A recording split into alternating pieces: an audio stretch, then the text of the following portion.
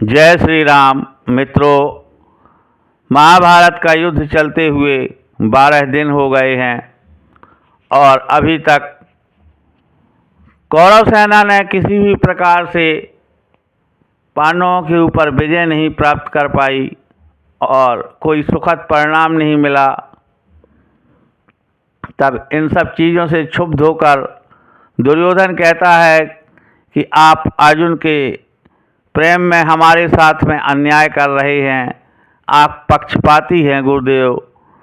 तब गुरु द्रोण को क्रोध आता है और वो कहते हैं मैं पक्षपाती नहीं हूँ, लेकिन अगर तुम्हें ऐसा लगता है तो कल मैं सर्वश्रेष्ठ व्यूह चक्रव्यूह की रचना करूँगा, लेकिन चक्रव्यूह को भी अर्जुन चुटकियों में तोड़ सकता है।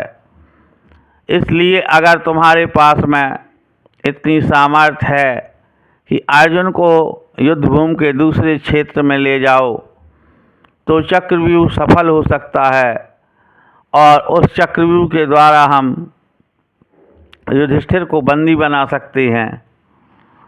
तब दुर्योधन कहता है ऐसा ही होगा गुरुदेव, मैं अवश्य ही अर्जुन को युद्धभूमि के दूसरे छोर में भेज दूंगा, जहाँ से सायंकाल तक अर्जुन वापस नहीं आ सकेगा।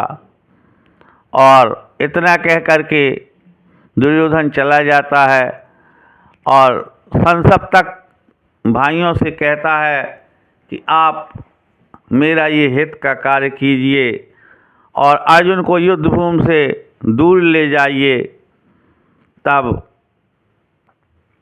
वो दुर्योधन के इस प्रस्ताव को स्वीकार कर लेते हैं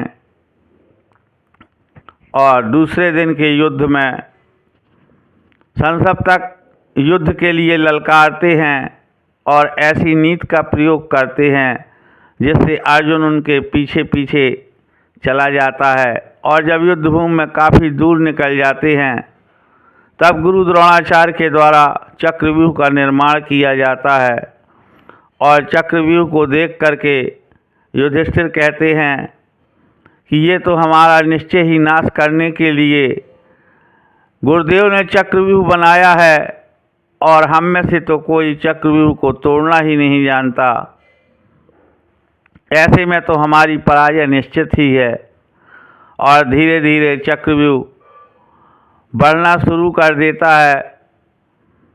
तब अत्यधिक चिंता से ग्रस्त होकर के भीमसेन कहते हैं अगर अर्जुन यहाँ होता तो द्रोणाचार्य की ये हिम्मत कभी न होती और बिना अर्जुन के तो हम अवश्य ही ये युद्ध हार जाएंगे। तब अभिमन्यु कहता है ताऊ श्री आप चिंता न करें, अगर पिताजी नहीं हैं तो ये उनका बालक तो है, मैं अवश्य ही चक्रव्यूह का भेदन करूँगा।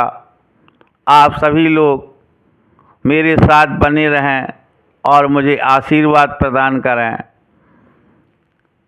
तब युधिष्ठिर कहते हैं कि हम तुम्हें कैसे भेज सकते हैं, तुम तो सबसे छोटे हो आयु में। दूसरी चीज़, तुमने कभी इतने बड़े युद्ध में युद्ध किया नहीं है, क्या तुम चक्रव्यूह को तोड़ना जानते हो? तब अभिमन्यु निर्भीक होकर उत्तर देता है कि जब पिताश्री ने माताश्री को बताया था तब मैं पेट में था और मैंने उसी अवस्था में उस चक्रव्यूह भेदन को सुना था, लेकिन माताश्री को नींद आ गई और उन्होंने चक्रव्यूह से निकलना नहीं बतलाया, इसलिए मैं चक्रव्यूह से निकलना नहीं जानता। लेकिन आप चिंता न करें, मैं अवश्य ही उस व्यूह से बाहर निकल कर आऊँगा। इधर सेनापति धृष्टद्युम्न कहते हैं जो भी फैसला लेना है महाराज जल्दी लीजिए, नहीं तो ये चक्रव्यूह का अजगर हमारी पूरी सेना को ही निगल जाएगा। तब ये निश्चय होता है कि सभी पांडुवीर अभिमन्यु के पीछे पीछे ही जाएंगे और अभिमन्यु को आज्ञा मिल जाती है।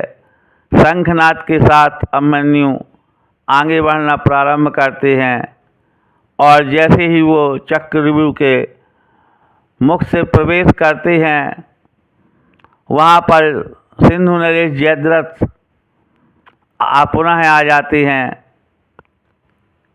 और किसी भी पांडव को वो चक्रव्यूह में प्रवेश नहीं करने देते, क्योंकि जयद्रथ को एक ऐसा वरदान प्राप्त था कि अर्जुन के छोड़कर बाकी कोई पांडव आपसे विजय प्राप्त नहीं कर सकेगा। वो वरदान सिर्फ एक दिन के लिए भगवान भोलेनाथ से प्राप्त किया था जयद्रथ ने।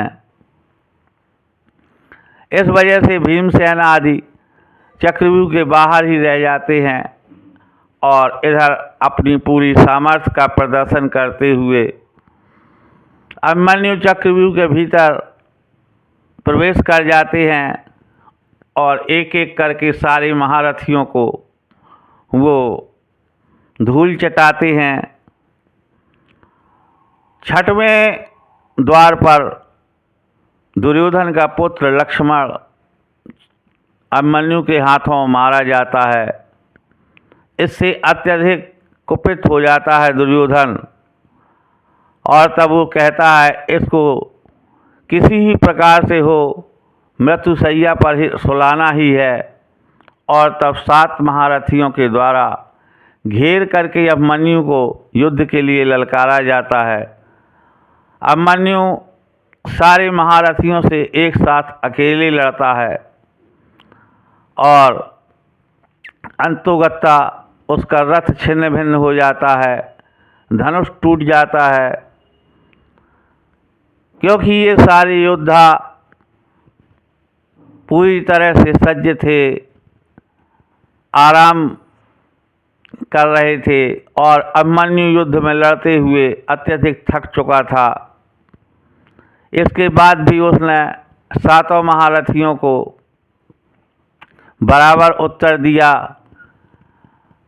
उसके पश्चात जब उसका रथ छिन्न भिन्न हो जाता है तो वो तलवार लेकर के युद्ध के लिए तत्पर हो जाता है और एक साथ सारे महारथियों को ललकारता है। बराबर उनका युद्ध होता है, लेकिन उसी समय सिंधु नरेश जयद्रथ के द्वारा पीठ पीछे से वार होता है और उसके सर में तलवार के तीव्र प्रहार से अभिमन्यु धराशायी हो जाता है। इसके बाद भी जयद्रथ उसके सर में लात का प्रहार करता है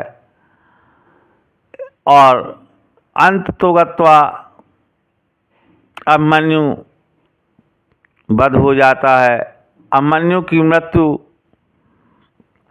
का समाचार जब अर्जुन को मिलता है तो अत्यधिक दुखी होता है और जयद्रथ वध की प्रतिज्ञा कर लेता है। लेकिन एक दिन के उस वीर ने सारे महारथियों को धूल चटा दी। तो मित्रों, कैसा लगा आपको आज का ये प्रसंग? अपने कमेंट्स के माध्यम से ज़रूर बताइएगा। जय श्री राम।